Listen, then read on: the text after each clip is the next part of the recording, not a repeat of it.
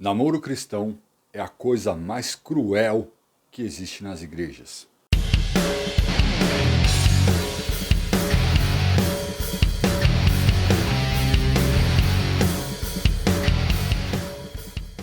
Por que eu estou dizendo que namoro cristão é a coisa mais cruel que tem na igreja? Imagine que você gosta de doce, que você gosta de um donuts quentinho, coberto com açúcar, com recheio. Imagine que seus pais, quando você era criança, mandavam você ir para a padaria e ficar lá toda vez que saísse uma fornada de donuts. Você poderia sentir o cheiro, você poderia olhar aquele donuts. O padeiro ia tirar aquele donuts prontinho e colocar na sua frente para você ficar olhando, para você ficar sentindo o cheiro. Deixaria até você passar o dedo em volta assim, na borda, pegando aquele açúcar que caiu. Mas você estava proibido de comer o donuts. É exatamente isso que a gente chama de namoro cristão.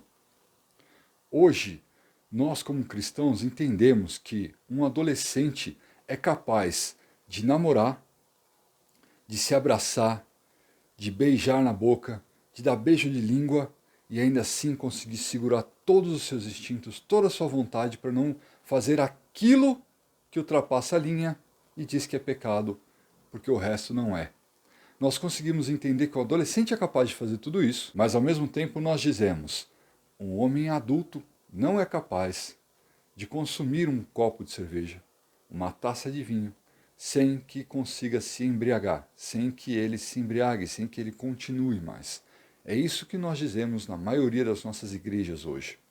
Olha, realmente hoje no Brasil nós temos muitos pais de família com problemas com bebida. Hoje não só pais de família, mas jovens, adolescentes, de todo tipo de pessoas, de todas as classes, com problemas com bebida. Sim, assim como temos também um ou outro que consegue beber e sem problema, sem chegar à embriaguez que é condenada na Bíblia. Mas eu quero que você reflita um pouco sobre isso. Se nós não achamos que um homem adulto não é capaz de segurar o desejo por bebida quando começa a beber, por que a gente acha que um adolescente é capaz de segurar o desejo sexual quando ele começa a abraçar, a beijar e a fazer carícias? Como que nós podemos definir para um adolescente até onde no namoro dele ele está fazendo algo tranquilo e não está pecando, e onde que ele passa a pecar? Veja, se você é casado, você sabe muito bem que um carinho nas costas, a mão do homem no pescoço da mulher, um beijo no pescoço, até mesmo só o próprio beijo na boca, ele já inflama de uma forma que não tem como segurar. Aliás, hoje em dia está faltando para os homens e mulheres casados terem esse tipo de relacionamento. Homens e mulheres casados na igreja, pouco se fala sobre a sexualidade. E aí acabam usando ou entendendo o sexo como apenas um ato de penetração, mas tudo isso envolve o sexo. Tudo isso, o abraço, a carícia, uma boca na outra. Veja o que diz em Gênesis: deixará o homem seu pai e sua mãe, e se unirá a sua mulher, e serão uma só carne. Veja, o homem unindo-se à mulher. A Bíblia não fala unirão seus órgãos genitais. A Bíblia fala unirá o homem à mulher. Isso quer dizer que ele é um no todo. Quando a língua de um está ali enroscando na língua de outro, num beijo de língua, cara, isso já é o começo do sexo. O beijo de língua é o começo do sexo. Então por que a gente diz para o adolescente que, olha, tem ali uns limites, tá? Passar a mão em certos lugares não pode, mas em outros pode. Então você acha que o adolescente não passa a mão em certos lugares, mas o abraço, a carícia, a mão no cabelo, a mão na nuca, isso daí não tem problema? Cara, por mais que ele seja decente, por mais que ele tenha dentro de si o temor de Deus, e ele começa a fazer isso e ele para antes de realizar completamente o ato sexual, ele já ficou destruído por dentro. ele fica como aquele garoto que a gente imaginou aqui, na frente, na padaria, olhando pro Dante, sentindo o cheiro, morrendo de vontade, passando o dedo assim no açúcar, comendo aquela bordinha, morrendo de vontade, alguém dizendo, não pode. Isso é crueldade. Namoro cristão é algo que a gente inventou de uma forma cruel. Porque a gente fala para eles, você pode namorar, mas você não pode fazer sexo antes do casamento, você não pode ter fornicação, ficar um mexendo nos órgãos sexuais do outro, você não pode fazer esse monte de coisa, mas você pode namorar. Beijo de língua pode, abraço pode, um carinho pode. Só que aí, quando o adolescente não aguenta tudo isso, começa a vir as condenações. Aí, vai e engravida, pronto. Você está de banco, disciplina, você fez errado, você fez tudo errado. O que esses adolescentes fazem? Hoje, nas igrejas, existe um mundo de meninas silenciosas que praticam aborto por medo do julgamento que nós, igreja, damos a essas meninas. Existem casais de adolescentes tomando pílula do dia seguinte, usando camisinha, escondendo isso, machucando seus corações, sem nunca terem coragem de pôr para fora o que fizeram, com medo do julgamento, com medo de perderem tudo que tinham na igreja, porque eles amam a Deus e eles fazem as coisas na igreja amando a Deus. Mas quando começam a se inflamar no seu namoro e não conseguem se segurar pela tortura que eles vivem, de começar a namorar, de começar a abraçar, de começar a beijar e chegarem ao sexo, porque não conseguem se segurar, aí tudo lhes é tirado. A igreja é cruel com aqueles que ela diz assim, pode namorar, mas tenha um namoro cristão. Eu não estou dizendo que a gente deve impedir, deve se colocar uma regra que não é para namorar, ou não, deve-se fazer uma tal de corte, de ficar um falando com o outro. O que deve ser feito, à luz da Bíblia, é o adolescente buscar ser um homem de Deus ou uma mulher de Deus. E quando cheios do Espírito Santo, o próprio Espírito Santo revelará quem é a pessoa que ele separou para ele.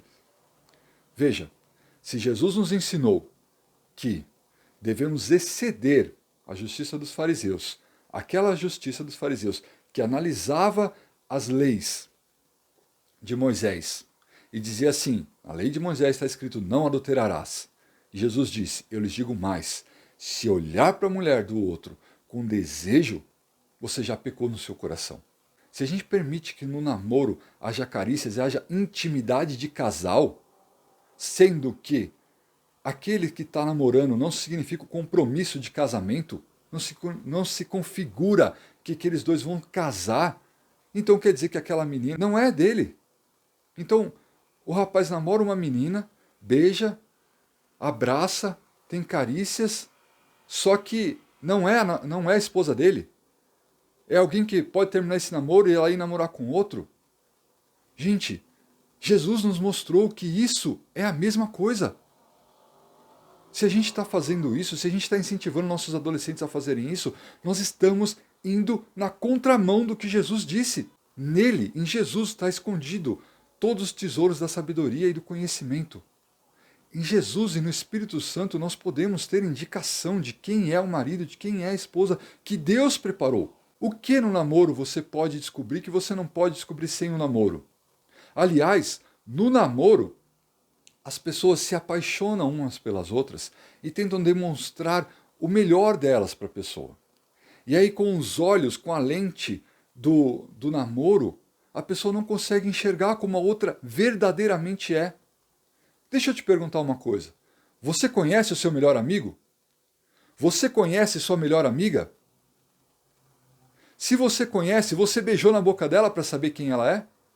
Você trocou carícias com seu melhor amigo, meu irmão, para você saber quem ele é? Você vai saber, menina, se ele é um homem de Deus, se aquele que está do seu lado é um homem de Deus, quando você vê o jeito que aquele homem trata os seus pais, o jeito que aquele homem trata os seus irmãos, o jeito que aquele homem trata os seus irmãos e suas irmãs na fé. Você não precisa namorar alguém para saber quem ele é. E mais, aquilo que nem os seus olhos como amigo pode ver, o Espírito Santo conhece. Porque o Espírito Santo conhece como ele é agora e como ele pode ser no futuro. O que no namoro que você tem de informação que você não tem na amizade? Se ele beija bem, se ela beija bem? Se tem um abraço gostoso? Você vai decidir quem vai viver o resto da vida com você pelo beijo? Pelo abraço? Por acaso isso não é algo que pode se aprender, por mais que a pessoa que você vai namorar seja ruim, a pessoa que você vai casar seja ruim de beijar, seja ruim de abraço, você não pode ensinar isso para ela depois? Nós precisamos buscar ser cheios do Espírito Santo, e o Espírito Santo de Deus nos revelará todas as coisas. Se isso aqui faz sentido para você, coloca um comentário. Deixa eu falar, quando você comenta, quando você dá o like, o YouTube manda esse vídeo para mais pessoas verem. Marca aqui nos comentários um amigo seu. Sabe aquele amigo que vive pensando o tempo todo em namoro? Sabe aquela amiga que vive o tempo todo pensando em namoro? Marca aqui. Marca também aqueles outros amigos seus que nunca pensaram desse jeito. Espalha para um monte de gente essa verdade. Nós precisamos parar com a crueldade que nós fazemos hoje com os nossos adolescentes, com os nossos jovens, com pessoas de diversas idades que vivem nessa questão dessa pressão de ir até um ponto e depois não aguentar mais. Deus te abençoe.